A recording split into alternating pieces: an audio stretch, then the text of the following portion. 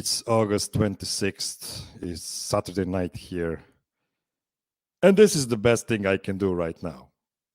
Hello, everybody, and welcome to a fan fiction episode of DNVR Nuggets' Serbian Corner. It is the 60th episode so far, so stick with us to the end of the show. I might have a surprise for you.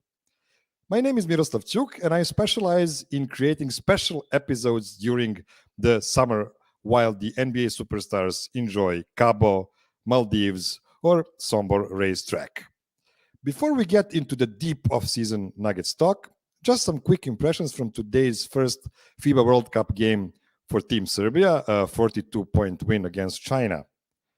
This Serbia team is fun as hell. It reminds me a lot of the 2017 Eurobasket Team Serbia that has won our last medal so far with Bogdan Bogdanovic and without a lot of our other top guys at the tournament. Today, Serbia had 9 guys with 7 points or more, but bad news is the ankle injury of Filip Petrushev, a guy who is a center that will play for the 76ers next season.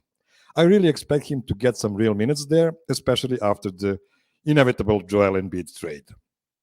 I hope Filip will be okay and ready to play in 2 days versus Puerto Rico. Kyle Anderson, on the other side, had his first official game for Team Serbia, and it was a horrific one. He missed all of his 9 field goal attempts and ended up with 0 points. In other World Cup news, USA won versus New Zealand, Finland lost comfortably to my favorite side team, Australia, and the derby Canada-France was a derby only on paper. It was a nice 30-point slap in the face by Jordi Fernandez and the Monties, and I hope the Canadians' nickname from the 80s isn't offensive today. There are many different types of fantasy in movies and TV shows, from science fiction, space operas, superhero movies, epic stories, Phoenix Suns championship movies, so anything that isn't real.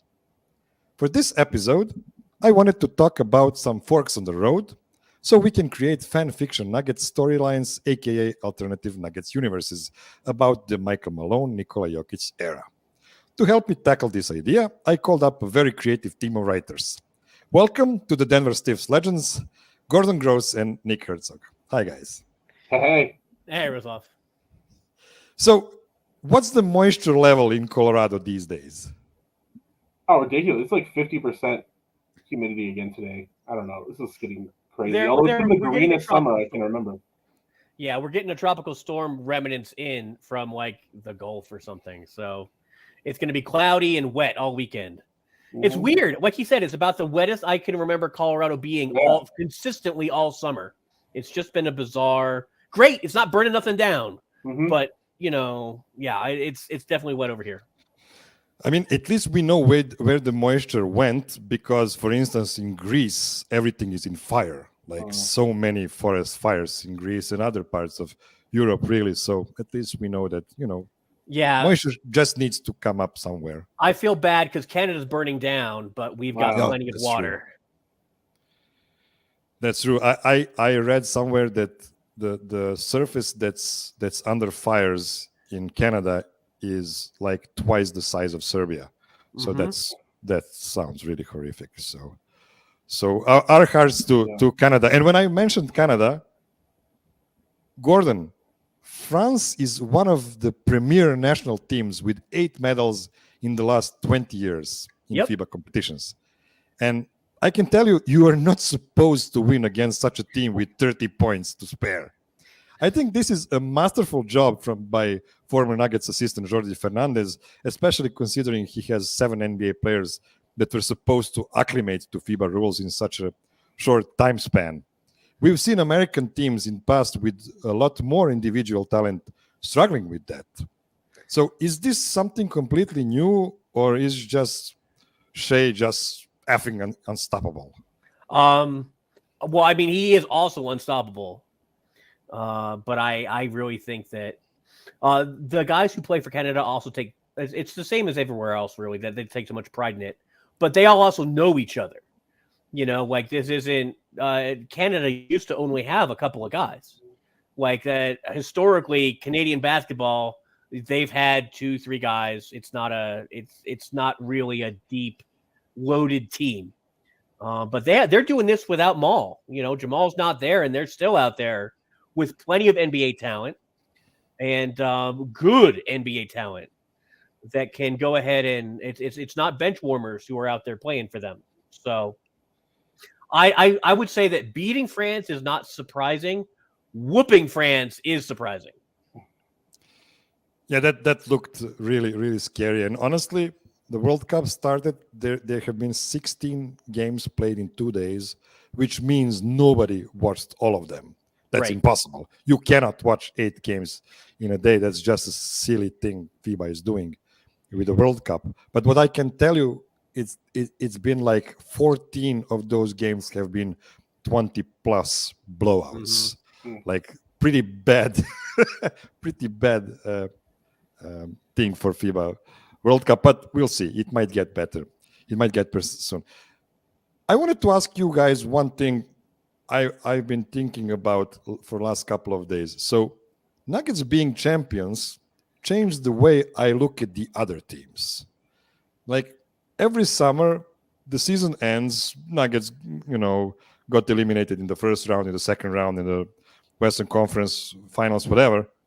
And now you're looking at those better teams and trying to figure out how the Nuggets will be able to beat them next season.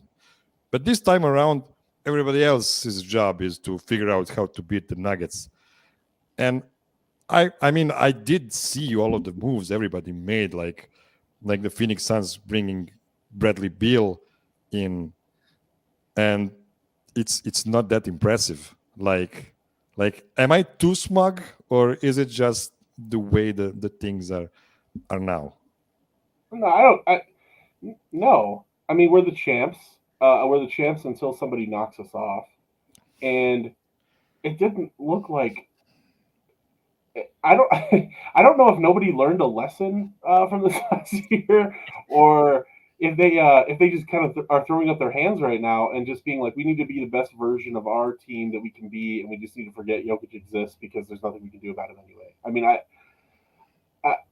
that's just like Golden State getting Chris Paul. What does this do for that team? Like, what are these moves? Why is adding Bradley Beal to Phoenix an upgrade? Yeah, like you have another guy that can shoot. Every shot that Bradley Beal takes in the playoffs is a shot that Kevin Durant or Kevin Booker is not taking. It's just a less efficient shot. So what have you really added there, other than now creating lots of problems on defense? For one thing, I think we're kind of in a reshuffle mode right now with the rest of the league, where everybody is kind of. You have kind of some teams that are aging out, and then you have some younger teams that are still kind of finding their identity. And the Nuggets have just kind of hit this sweet spot where they are young, they are solid. Like, we have all of our pieces in place. Everybody knows their role, and until somebody can knock them off, I'll have to see how they're going to do it. I mean, I think we're in a window here for the next 2-3 years where it's going to be really tough. No, I agree with that. And that's, I think what you said earlier about trying to be the best team they can be, I mean, that may be the lesson they took. The Nuggets didn't try to make up for whatever deficiencies their roster is supposed to have. Everyone's, well, they can't defend enough. There's no way they'll be able to defend enough with that roster. Yeah, they did.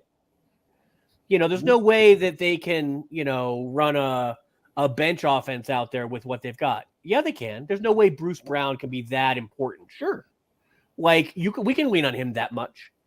And so the Nuggets built the best team around Jokic that they could with what they had, and they didn't worry about their weaknesses. So the problem that other teams are going to run into is that there's no way to stop Nikola anyway.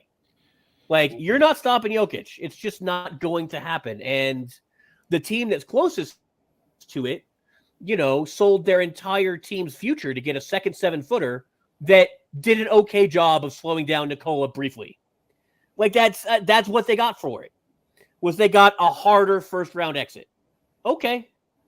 There's nothing that you can trade to make a team that is specifically set to stop the Nuggets, because Jokic is not a selfish player.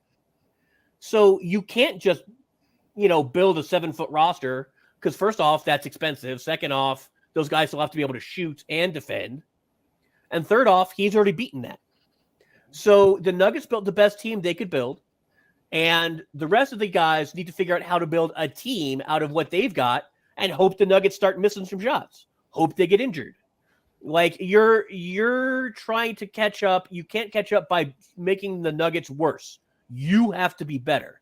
I'm not sure how Bradley Beal makes Phoenix better than the Nuggets, but he may be better than Chris Paul was for them. And maybe that's enough.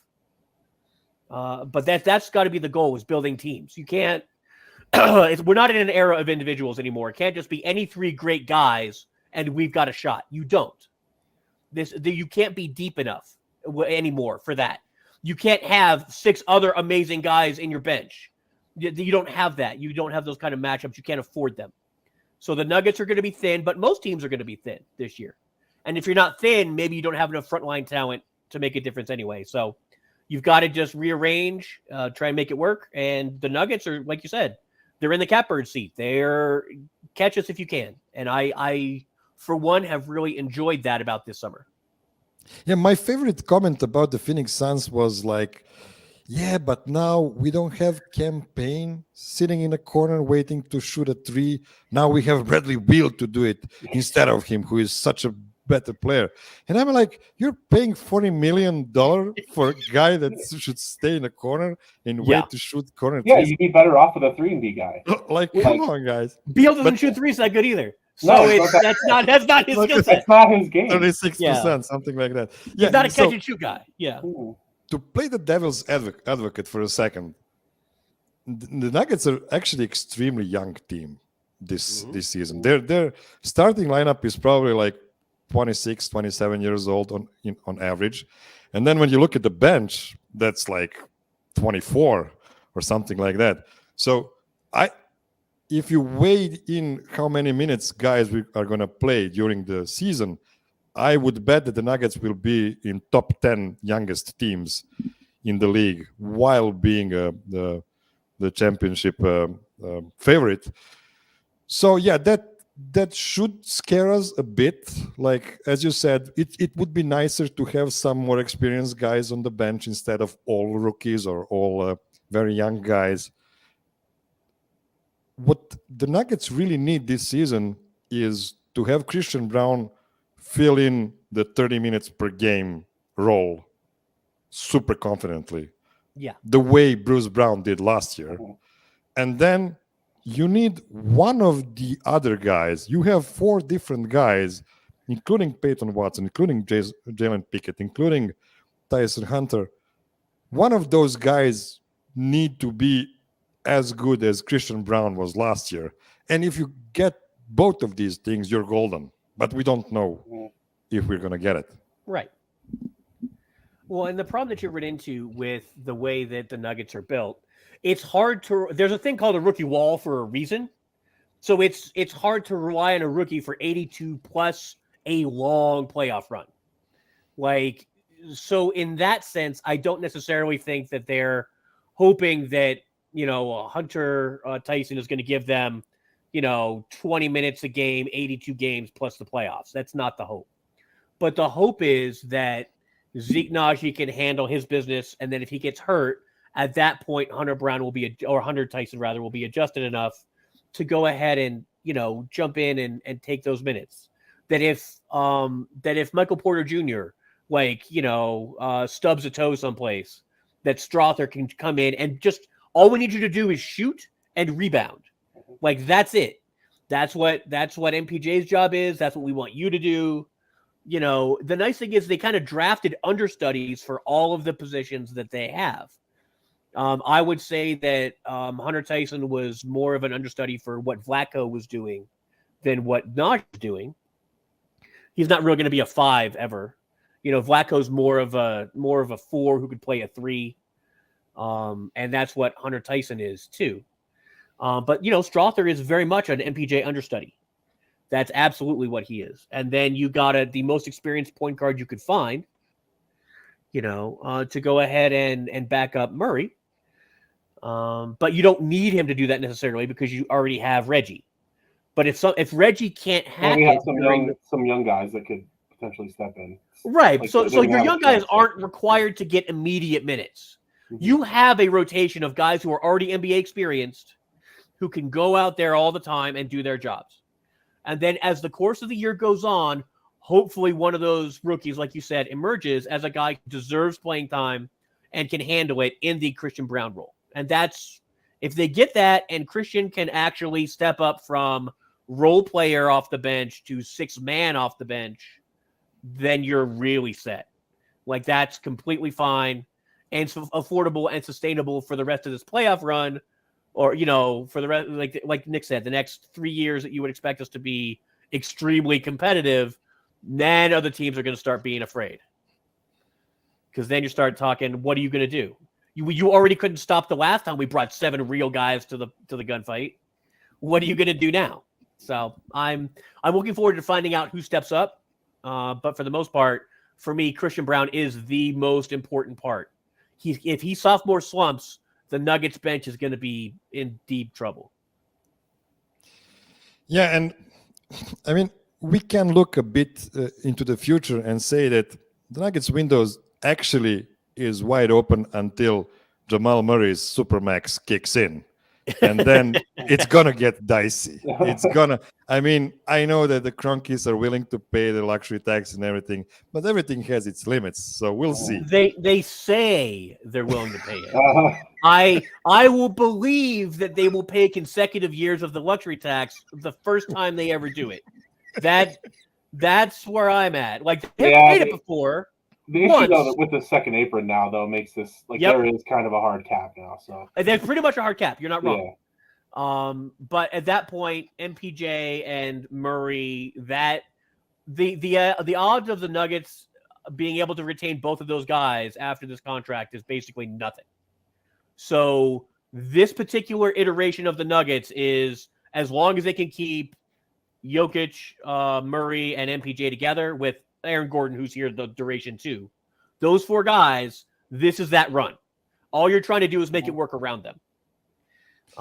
And then you worry about the future in the future. Like, you can't plan 4 years down the road. So you just want this to work. You want to get, the more I thought about this strategy, the more I'm enjoying what they're doing here with having so much rookie talent to work with. Because you just need like 1 or 2 of these guys to hit. And you just got to keep doing that. Just keep having 1 or 2 guys every year or 2 hit, and you can keep replenishing that bench, and you don't have to have some of the salary issues that come up with teams like the Warriors. Well, I mean, we'll never even see like a super team like that again. The rules now prohibit it.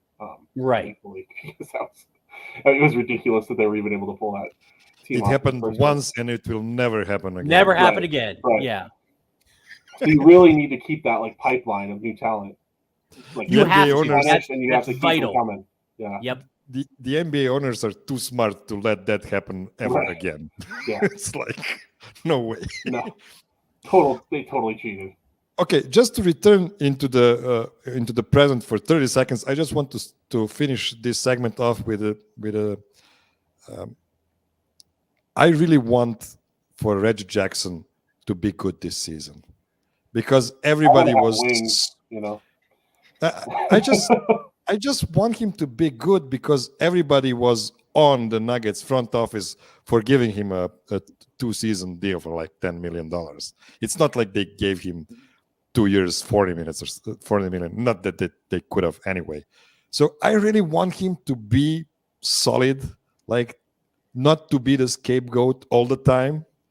And it will really make me happy if that doesn't happen. I mean, I don't know who the scapegoat would be in that situation, but it's just I would love Reggie to be good. It's just that Reggie's at the end of his career, so you want to limit his minutes and limit his back-to-backs, and like he's in that time where it's in I guess like the Jeff Green era of his career. Imagine him being a bigger legend in Denver than Jeff Green, and Jeff Green is a really big legend now. Right? But it's for Reggie. Again, Reggie's from Colorado Springs. He's from my high school. I'm a Reggie guy. So I would love Reggie to be good. Reggie used to be good. But Reggie just, they don't need him to be good. They need him to do his role. Please fulfill your role as the guy who sets up the bench, who organizes them, who makes sure that you're taking the right shots, who is a good mentor to the kids, who need to know how to be a professional in the league. Like, Jamal is going to be icing his knees and on the treadmill, and MPJ is going to be sleeping in a hyperbaric chamber, trying to keep his back right, and Jokic is going to be watching horse races. So you need your vets to, like, if you're going to be mentoring the kids, Reggie's the guy that they've chosen to say, we're paying you not just for your production, but because you're the kind of professional who knows how to get it done with this kind of team, and you need to teach all the new guys how to do this. And so for me, if the bench is successful, it's not just because Reggie was good on the court, it's because he was also good off the court. I'm going to call right now a bunch of people, like my buddy Ladd, being mad like 2 months into the season because it's all Reggie Jackson and Justin Holiday minutes. And we're like not seeing like a single rookie. It's going to happen. It's going to happen. I expect it. They're going to run those guys until they have an injury, and then it's going to be. We're going to get Fire Morris. Fire Malone, Chance are going to be like about December, first week of December. The Nuggets are going to be like a few games over 500 playing those guys or something. Right, but then it's going to be 12-15, and Jokic is going to come around, and then everything will be fine again. So don't stress about the first 6 weeks of the season, everybody. Calm down. Exactly. And on that note, we'll take a first break.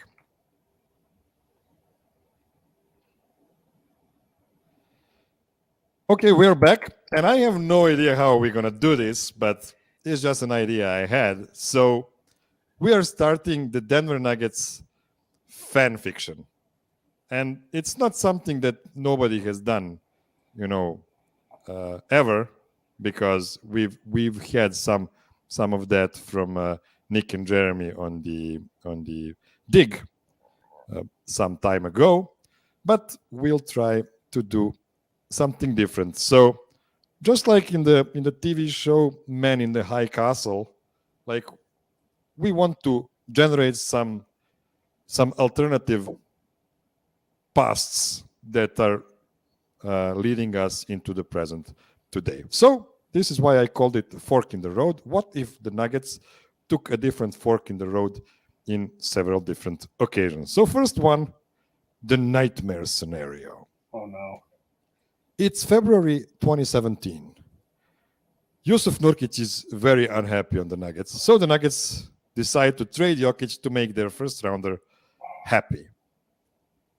So what would be the fallout of that decision would be these 10 guys. So at the points, Jameer Nelson.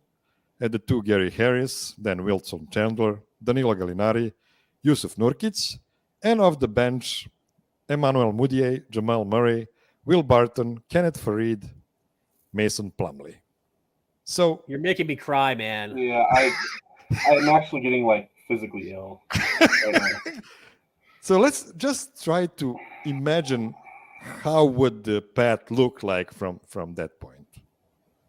We have to. I mean, at this point, they didn't make the playoffs this year. They wouldn't again. You're running through the next season. Jamal Murray takes over as the point guard because Mudiay can't handle it, and Jameer's gone. So you're trying to get Murray and Nurkic to work together, and that can work. That it's possible. In this scenario, did Jokic go to Portland?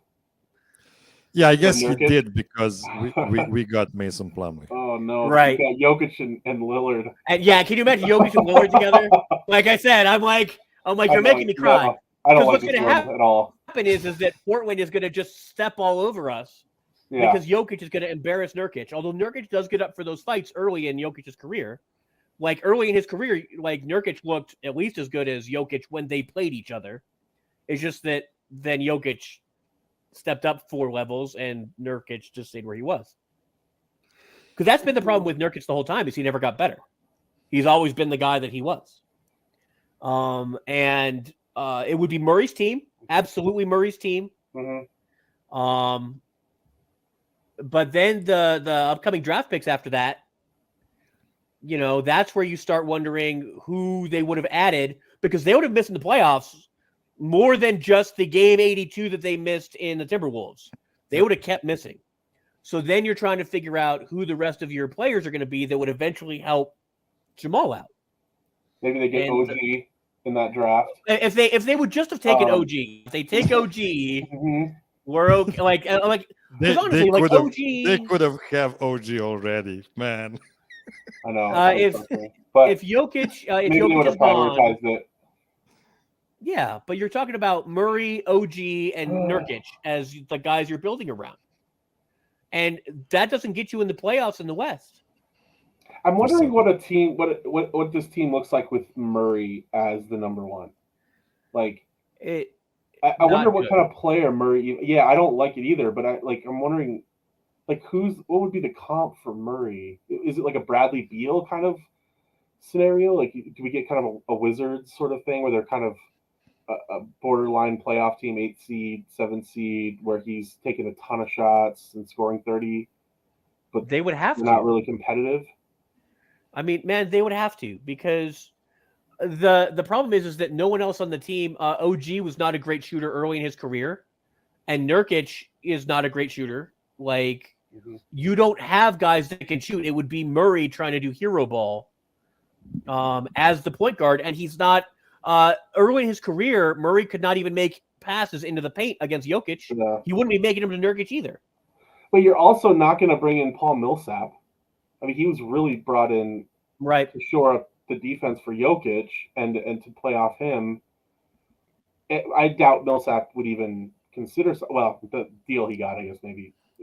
Yeah, I was going to say, for the money, he would definitely consider it. He probably would have considered it, but I don't know. I just really have a hard time imagining something like that then happens. So you get this total ripple effect where we could easily be like a bottom tier team right now again, as they try to figure out how to build around Murray, or you get something like a Blazers like trying to figure out how to build around Lillard, and it's just kind of not working. So I don't want to depress our audience too much, so I want to cut this part short. I just want to say I don't know what would happen to the Nuggets. I really don't.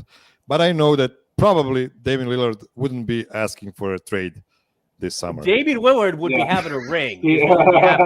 They would have a ring, and his legend would be secure.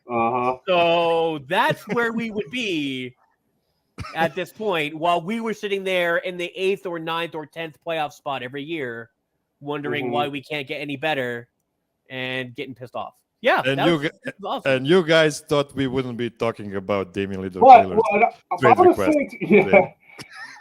I will say too, this is not like an out there scenario. I mean, there was a real debate happening at the time about who to keep. So we were I'm not just making stuff up. These are the real things that were going on. I mean, you even left off the one where we never draft Jokic, so because that's pretty much this scenario too, right? If you grab anybody else in the round, that's this same scenario. So I think I prefer that to them having him and trading him. You're building around Juancho then, right? Yes. Yeah, basically. Okay, second scenario. The flat Earth scenario. And what could this be? So it's July 2017, and the Nuggets trade Jamal Murray and Gary Harris for Kyrie Irving. The fallout: the starting lineup of Kyrie, Will Barton, Wilson Chandler, Danilo Gallinari, Nikola Jokic, pretty good. And then the bench of Emmanuel Mudiay, Malik Beasley, Juancho Hernangomez, Kenneth Farid, and Mason Plumlee. Now, don't forget, we are talking about really, really young Malik Beasley and Juancho Hernangomez over here. So, what do we think happens here? Hit it, Nick. How long does Irving stay? Is it over or under a year and a half? It's under a year and a half. Irving is traded within with all the snow. and he like Wilson Chandler also becomes like a black Israelite or whatever, and like leaves the NBA. They both start a cult somewhere, like a Nation of Islam cult or something. I don't know what that's connected to, but or he spreads some other conspiracy nonsense around the locker room and takes somebody out with him. It would be weird. Like Beasley seems like he could be converted to some kind of crazy flat earth conspiracy theory. Yeah. Like I said, the thing with Kyrie, man, is like he's amazingly talented, when he's on the court. But the Nuggets at this point would have a huge leadership hole because Danilo would be about to leave, and Chandler would be about to leave as well. Oh, Danilo would definitely leave here. Danilo, there's no way. He and Jokic didn't work anyway, but he would definitely leave if Kyrie was the guy. So Danilo's gone, Chandler's probably gone, and it's Kyrie, Barton, and Jokic trying to like make it work for a year. And if we talked about leadership gaps before in the locker room, I mean, that's why Millsap was brought in, was because of the leadership gaps that the locker room was having. They're like, we need somebody here who's been something. But Kyrie would be the locker room leader at that point. Like, that's the guy you look to for your cues. And that would be disastrous for Nikola. He would hate it. Like, I can't imagine that they would have had to move Kyrie just because it was working so badly with Jokic. Like, anybody who can make Jokic hate basketball, that's just not good. Because Jokic is such a like team guy. He's like, I don't go to the podium. We don't make noise. I just want to play basketball. And Kyrie is about his mission off the court and about doing all the stuff that he does. And a lot of that's charity. And a lot of that is saying dumb shit into a microphone. So like I think it would drive Nikola up the wall, honestly. So I think after a year, they would be doing a reset and they'd be trying to move Kyrie on. Hopefully they would trade him for Shai Gilgeous-Alexander. Like, that's what I would want.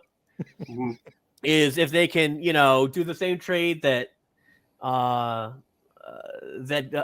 did. Like, that would be okay with me if they then just moved him over to the Clippers. That would be fine. I think you've picked another good one here, though, Miroslav, because this was also something we were really kicking around at the time, and like this was before we knew kind of how problematic Kyrie was. I mean, there were that's right. It's 2017. Some inklings of things that were problematic, but not yet like to the extent of what we know now. So I remember that time. Everybody was so excited of the possibility for the Nuggets to get Kyrie. Everybody was like, wow, we're going to get the legit superstar next to Nikola Jokic and we're going to win everything. and from this perspective, it would be a total shit show, probably. No, I just, the oil and water for sure. Like, there would be divisions in the locker room. I can't imagine that working out. And it's Kyrie. So this would have been his, well, no one could make it work in Denver. That's what we would have heard. And it probably would have gotten Malone fired at some point. Like, that's the other scenario that we run into in these situations, right? If Murray has no Jokic, or if Jokic has no Murray, then the Nuggets have no Malone. At some point, you're going to fire him because he's not getting to the playoffs. Yep. And if the locker room's dissolving, then the idea of switching over to Malone for the locker room vibes, only goes so far if there's no locker room vibes and you're not making the playoffs. So you'd lose Malone in both of these scenarios. Yeah, and in that case, you can only rely on Nikola Jokic not wanting to move because it's a hassle for him not to leave the Nuggets. Well, and it's also because he's going to get a full max. So, he's there through the full max. Back in the day, people were not pulling off Damian Lillard and other guys that just sign a supermax and then immediately it wasn't happening at the time. So he'd be here still, but it would be again miserable. Like, as Nuggets fans, we'd be like, yep, that's Nug life. We finally get a superstar in here and it doesn't work. And they'd be trying to blows it up. And I mean, no, Jokic would still be here, but it would be a different head coach and they'd be trying to start over to build around Jokic eventually. They would be doing that, but it would be after you got rid of the guys you could actually use. So, well, then imagine you get rid of Kyrie. I don't know who would be brought in this trade, but like then you still draft MPJ, but now we're like really hoping that MPJ can be like the second guy, right, instead of the third guy. And then obviously his health issues and things are all continue the Nug life cycle downward. Yep. Okay, it is time for another break, and I promise make it better on the other side, my friend. Following scenarios should be a bit less dire for the Nuggets.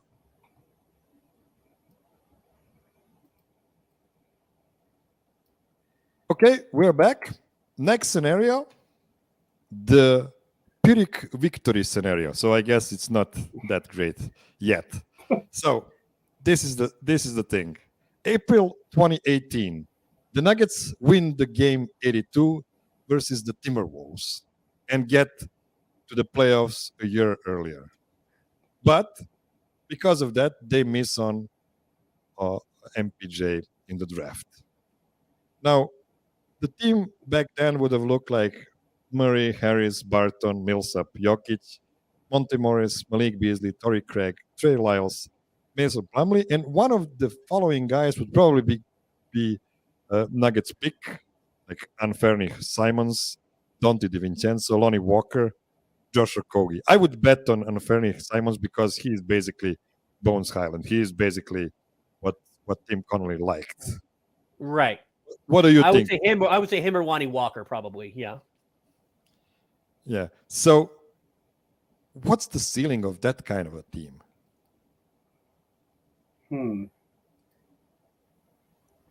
Well, remember what happens after that is if Anthony Simons isn't good enough, you still have the money that you paid MPJ for his extension to go figure that out. So for the first couple years, like MPJ, you knew you wanted him to work out because he fit a really good need. But what you need is a shooter who's off ball, who can rebound and defend. That's what you want. And it took MPJ a while to get there because he had a bunch of back surgeries. But if you don't have those, you know within a couple of years what it is that you're looking for, what it is you don't have. And you'll have money to go get it in theory. So I think that actually works out. It's survivable, unlike the other two options, which are really not very survivable. Like if you lose Jamal or you lose Jokic, like losing Jamal is survivable on a longer scale, just not immediately with those teams. Losing Jokic is not survivable.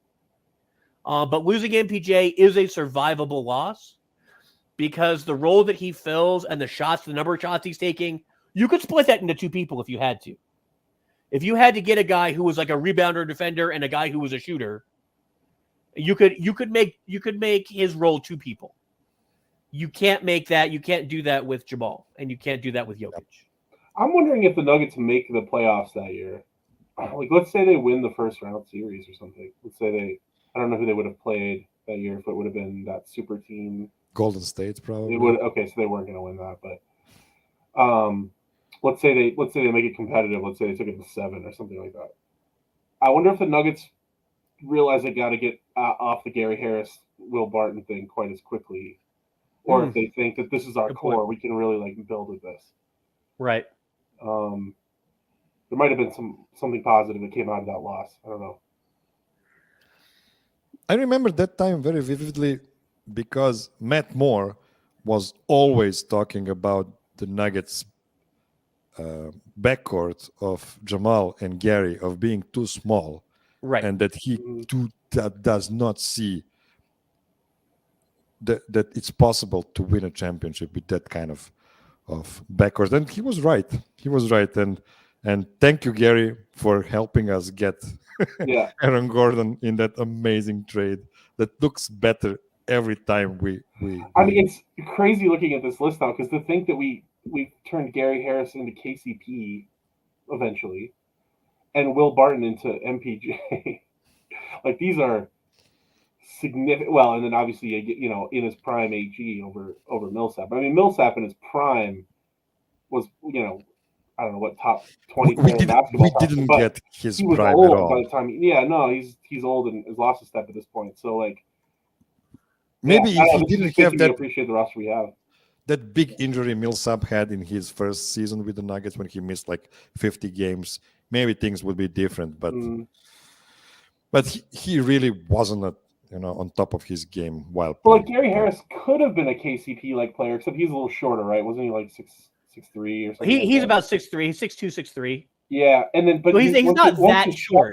But once he couldn't hit threes, now he couldn't. Right. He really couldn't fill that role. You need that guy to be a knockdown shooter.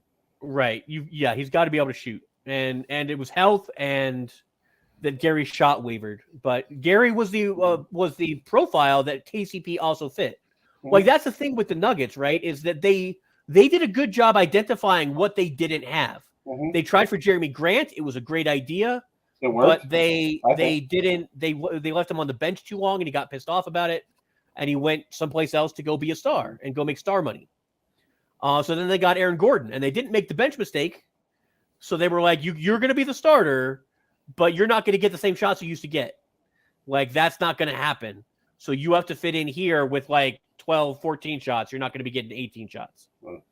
And he said, that's fine. And it's been perfect. But they've had the right archetypes. They found KCP after they tried Gary Harris. Like, knowing what needs to fit in around Jokic and Murray, they've been good at it. It's just hard to find those guys. Like, there's not a lot of guys who can do what AG and Jeremy Grant did. That's why they make $20+ million a year. There's just not a lot of guys who can do it. Yep. But yeah, that's a credit to the front office and to Malone that you can tell now looking back over this, and I hadn't thought about this until just now that we're doing it, but you can see that they knew what they needed. Like Gordon was just saying, they were trying. Like, they were trying to get the right guys slotted in here, and it just and they had varying degrees of success with that. And now that we have the right guys in those slots, you can see how beautifully this works. And I mean, they just created an absolute juggernaut. They did get Jeremy Grant for dirt cheap. I mean, for one draft pick. relatively late first round pick, Mhm. and didn't have to send anything else out. So it was a risk, and it didn't pan out. So They were close to re-signing him, and that whole thing could have worked out. If you want to do another multiverse thing here, if Jeremy Grant re-signs, could the Nuggets still win a championship with him instead of AG? Probably. I think that's still on the table. Right. that's actually a really, really good idea. I should have included it, but it's not on the graphic, so we are not able to. We're not discussing that today. That's right. Sorry, Nicholas. We did in another parallel multiverse stream. So another parallel multiverse, another universe. This one is called "The Ball Doesn't Glaze Jamal's Fingers" scenario. Now, what I'm talking about here is May 2019, the Nuggets' first playoff run, and the Nuggets win the 4 overtime game 3 versus the Blazers. So it was 1-1 at that point, and with that win, Nuggets would go up 2-1, and I don't think the Blazers would be able to come back from that, because if you remember that game 4, Nikola Jokic was the only guy that had enough energy to play that game after playing 65 minutes in that game. So yeah, the only reason I want to talk about this detail is because I don't think they would have beaten the Warriors in the Western Conference Finals, so they would just go one step further. But in that situation, we could have talked about the Nuggets playing in the Western Conference Finals 3 times in a row when healthy, and that's a great team. And now we cannot, because they've lost that game 7 against the Blazers. Is there any other fallout from that kind of situation? I don't think it changes their plan.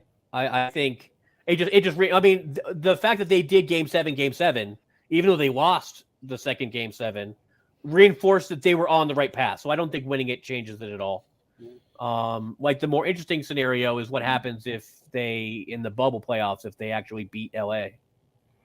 That's where my mind was going, is would having won the year before, would that have given them a little bit more of an advantage in that Lakers series in the bubble? I don't think that probably would have made a difference. We'll get to that universe in just a minute, but before that, we need to take a short break.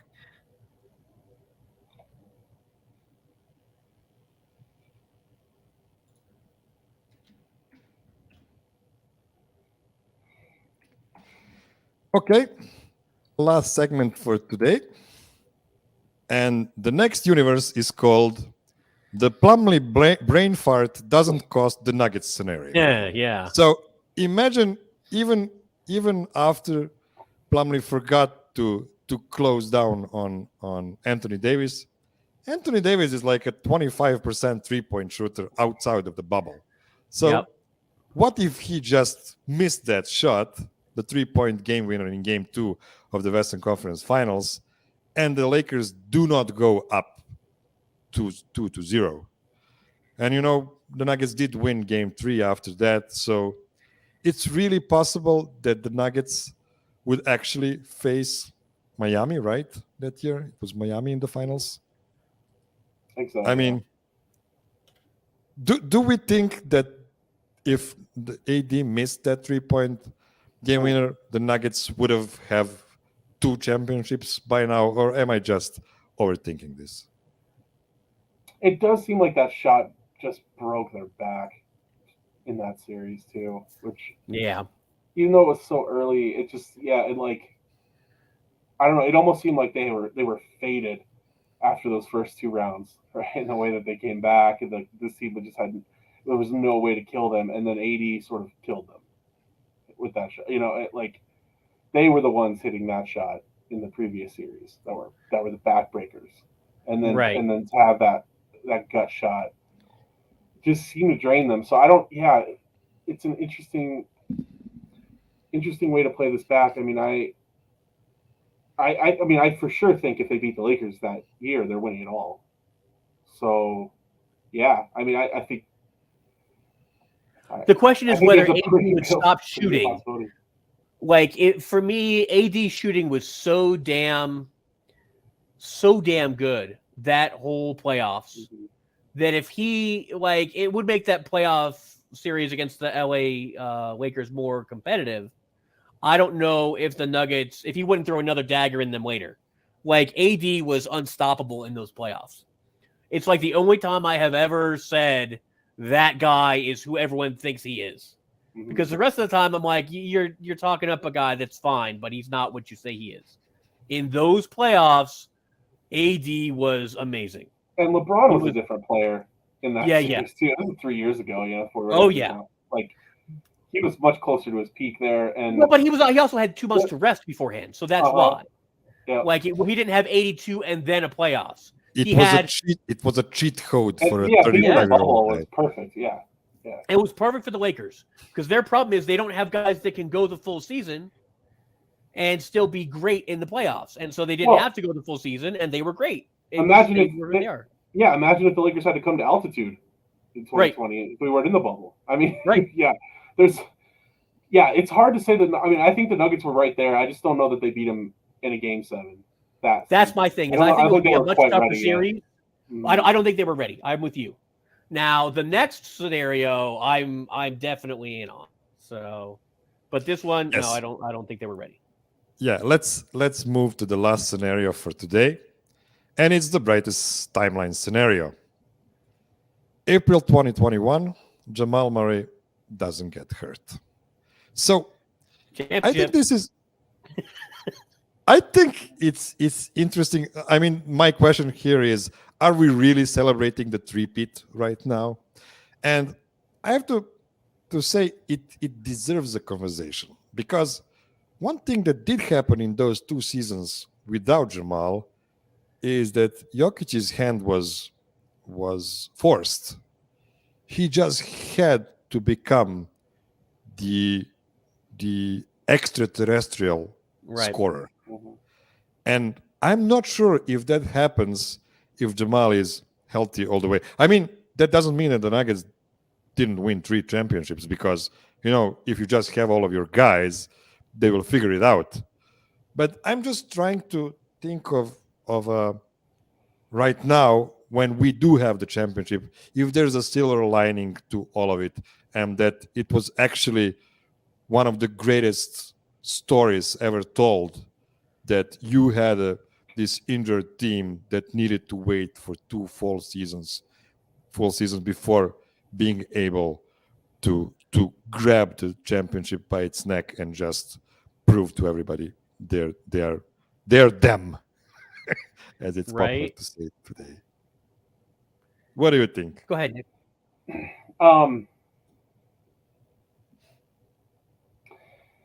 Yeah, I think it's likely they get one of the 2. I think they could have still been taken down by the Bucks. For example, that season, that was a really good Bucks team, and healthy. And you just need a lot to go right to win a championship. And so who's to say, like, let's say the season after that, MPJ still has his back injury and issues again. Are they going that far without MPJ? Probably not, right? Also, Bruce Brown's not here, right?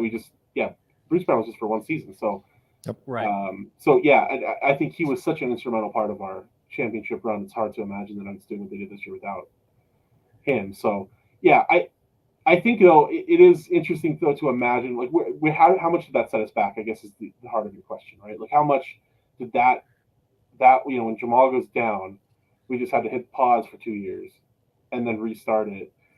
Yep. Is it likely they get one more in there? Probably. I think it probably is likely. But just saying now too, we are in this window where everybody else is kind of in a period of flux. There aren't really any other settled teams that are like, yeah, this is our big team that we're going to have to get by every year or something, right? That doesn't really exist now. Right. So that the way the window has lined up has been really nice. So it would have been cool to have gotten like one other one, possibly the last 2 years. Yeah, I mean, obviously that would have been awesome. But I kind of like that the role is starting now. I don't know, just the timing feels right. Well, all the legacy teams got theirs, right? You had the Lakers get theirs in the bubble. Mm-hmm. You had the Warriors get one last one with Steph. And the Bucks got one for Giannis to legitimize him as a superstar. And now it's our turn. And I think if Jamal doesn't get hurt, I agree with you. I think they get one of the two. But I'm not sure then if you then win this year. I assume that you do. Like, this is a pretty easy run for us just based on how we're built. It wasn't that we didn't play anybody. It's that we didn't play anybody who had any chance of stopping the way that we're built. There was no Giannis. Mm-hmm. There was no other alien superstar who was able to go ahead and just do stuff we had no chance to stop. We played mortal teams, and we had an immortal on the roster, and it worked fine. But for the Nuggets, for defeating Nug Life once and for all, it was nice to do it this way. But I do think that last year would have been the year that I don't think they would have beaten Giannis. But I think the whole next year would have been geared up around Jokic versus Giannis 2. And then when Giannis didn't make it to that, the Warriors were thanking God and everyone that they had ever met that they only had to play Jokic in those playoffs. Like, Jokic by himself made them sweat. They had nothing left. You could see that Draymond Green was like, I'm out of options. I have stopped learning how to defend him. And I really think that series against Golden State is what kicked Jokic into being undefendable in these playoffs. Because after he saw everything that Golden State threw at him to try to stop him as the only option that Denver had, he's like, okay, I've seen everything. And so no other team this year could give him anything that he hadn't already seen from the greatest defensive coordinator in the league, Ron Adams. So he's like, I've got it. Like, this is it. So that proved to him it was enough. But I don't think Golden State would have stopped the Nuggets if Jamal was there to put in the extra buckets. If they had Jamal and not like guys on 10-day contracts, like, yeah, I don't think that's a problem for him. So I think they would get one, and we'd be talking at least about back-to-back champs. But I do think there's something to your notion there, Miroslav, that it really did teach Nikola how to take over a game when required, how to go and put it all out there, and not just, well, this is enough. For Jokic was like, actually, I will do everything. It's fine. Yeah, and something else I think this team had to have learned from that, and I think you saw that in this championship run on several occasions, was the idea that, like, you can't take this stuff for granted. Like, yeah, we've got a great team, but like I think moving forward, even going into like next season and beyond, I'm not worried about them getting complacent. Right. So I feel like they understand, like, you're one bad knee injury away, you're one fall away from, losing 2 or 3 seasons of competitive play. So if Jokic, I mean, everybody knows if Jokic goes down, they have no shot at a championship. Right. The entire team is built around him. So he's got to stay healthy, for example. So hopefully that lesson really got ingrained into them as like a permanent like feature of their characters now, that they understand to seize every opportunity and to not get complacent. And to go back on that, I agree with that. The thing with Jamal, these playoffs are his first playoffs where he wasn't great or okay. Like Jamal was, he would remember against the Spurs in their very first that playoff run where they lost to the Trailblazers eventually. He was non-existent for the first 2.5 games. He was a non-factor. He was nobody. And then he was like, hang on, I'm going to shoot to keep us in this series. And then he became good. And then against Portland, he was good or okay. This playoffs that we just had, he left it all out there. He was there every play on defense. He was there every play on offense. He was a passing demon. He's never been that good at passing in his whole life. But in the playoffs, he was like, let's do 10 assists every game. It's fine. I've got this. I know what I'm doing. Every play, he was active. He was engaged. He was on fire. And I don't know that he does that without, like you said, that year of rehab. I may never play again. I'm in the finals. I'm not saving energy for tomorrow. Today's enough. There's a scene in one of my favorite movies called Gattaca, where this guy who's a normal person. The second you said that, I thought of Gattaca. I knew exactly where you're going with this. Is swimming out with his brother, who's an enhanced person. And his brother's like, you can't be beating me. You're a normal person, and I'm not a normal person, and you're outswimming. Why is this happening? And as he tows his enhanced brother back to port, he's like, because I saved nothing for the way back. And that was Jamal. Jamal saved nothing. He still had it in the tank. He didn't empty the tank, but he wasn't keeping reserves being like, maybe I'll need this tomorrow. He gave everything, and the Nuggets rolled. And I don't know if he does that without that injury. And I agree with you there, Nicholas. I like the NBA epics, throughout the decades. People usually compare Nikola Jokic to Tim Duncan or Larry Bird. Sure. Or Will Chamberlain. Those are nice comparisons. They are. Those are such different players. It's so silly to even hear that listed, right? I know. But just like Larry Bird and just like Tim Duncan. But listen, it's getting worse. So I'm an asshole, so I like to compare Nikola to Michael Jordan. And the reason I want to do that is because I'm not fine with Nikola's ceiling being like a top 10 player of all time. I want to have the highest possible, ceiling potential for him. And Michael Jordan was an amazing player from the year he was drafted in 1984 up to the 1991 when he won his first championship. But he needed to wait for the Lakers to age out, for the Celtics to age out, for Isaiah Thomas to completely destroy his, hand wrist trying to practice 3-point shots. He needed to wait for all of those mini dynasties and then, of course, get Scottie Pippen, and who would become the greatest role player of all time, probably. So what I want to say is it feels right this way. So the Nuggets needed to overcome these incredible obstacles in order to get the first one. And now that that's out of the way, there shouldn't be that hard for them to continue. I think there is a path for Jokic to be considered the greatest player of all time, actually. This sounds crazy, but you just got me thinking. What could be something that distinguishes him from Michael Jordan?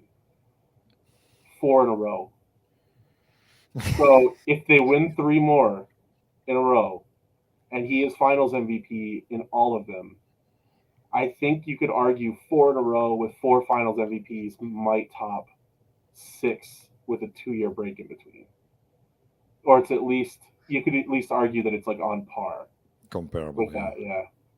I think you'd have to go on a run. Like, I think it'd have to be in a row. Because, then you start talking about Duncan and Shaq both have, 5, I think? Or Shaq have 6? Yep, 5. They both have 5. Yeah, so, if you start splitting up years. Shaq has 4, 5. I thought. Does he have 5? Oh, yeah, 4. You're right. 4. Kobe has 5. Shaq has 4. Yeah. And Tim Duncan also has 5. But Tim never back-to-backed. Right. And Kobe was only the number 1 guy when he was playing with Powell. And talk about the most underrated player of all time, Pau Gasol. Yep. Yeah. Oh, one of them. Yeah. But yeah, so if Jokic gets 3-4, let's say, and they're kind of split up and stuff, I don't think he can. He's still just in the conversation with Shaq and Duncan probably for greatest big man ever, and some of the other older guys, Russell, whatever. But if he could do a stretch in a row, then I think you start to have an argument maybe. Well, because then you have the argument of what happens if Jamal wasn't hurt, the way we were talking about 6. Mm-hmm. That's where people talked with Michael Jordan, well, he took 2 years off, so he had 6, but he took 2 years off. I'm like, well, Jokic took 2 years off because Jamal wasn't here. That's a good point. So, if he has 4 in a row, we're cooking with gas. Jamal's off, now you're like, okay, so these 4 could have been 5, could have been 6 if you look back at those teams. So, yeah, I see it. Okay, so no pressure, Nicola, no pressure. We No pressure. three more in a row. Well, the problem is, the funny part about Nicola is he doesn't want to be the best basketball player in the world. He just is. He doesn't try every day to be the greatest that ever lived. He just is like the greatest big man. Maybe that starts to motivate him though at some point. I don't know. Like once I'm sure that getting that first championship was on everybody's. That was number one on everyone's motivation list, right? Right. After you get that first one, now what is it? Now it's creating dynasty. Right now you start thinking about legacy. Or about let's get the second one, let's get the third one. It's a matter of. I remember when the Denver Broncos and John Elway finally won his first, and that was all exciting. And for the second one, the team was like, it was the hardest thing we have ever done is to go back out and do it again, because we already knew what it was like to win, but now you got to put in all the work to just get back to where you were. So repeating, there's a reason repeating is really freaking hard. Mm-hmm. So if the Nuggets do it. I don't in the same way that I'm not interested in hearing anybody tell me like that the Nuggets had an easy path in the playoffs. I'm not interested in hearing anybody tell me the Nuggets had an easy repeat. There's no such thing as an easy repeat. The Bucks proved that. It's not an easy thing to do. So no, 2 in a row makes you one of the all-time great teams. Absolutely. It's a pretty small list of teams that have done that. Okay, I think that's enough for August 26th edition of Serbian Corner. Thank you to everybody who stuck with us to the end of this episode. And since Bruce Brown had that emotional farewell to Denver a couple of days ago, I wanted to reply to him.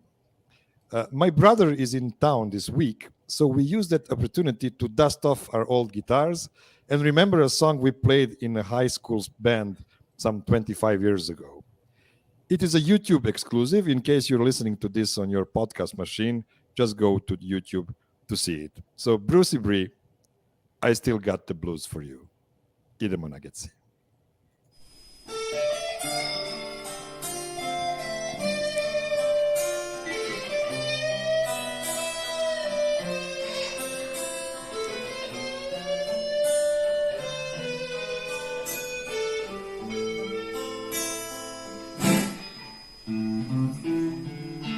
Used to be so easy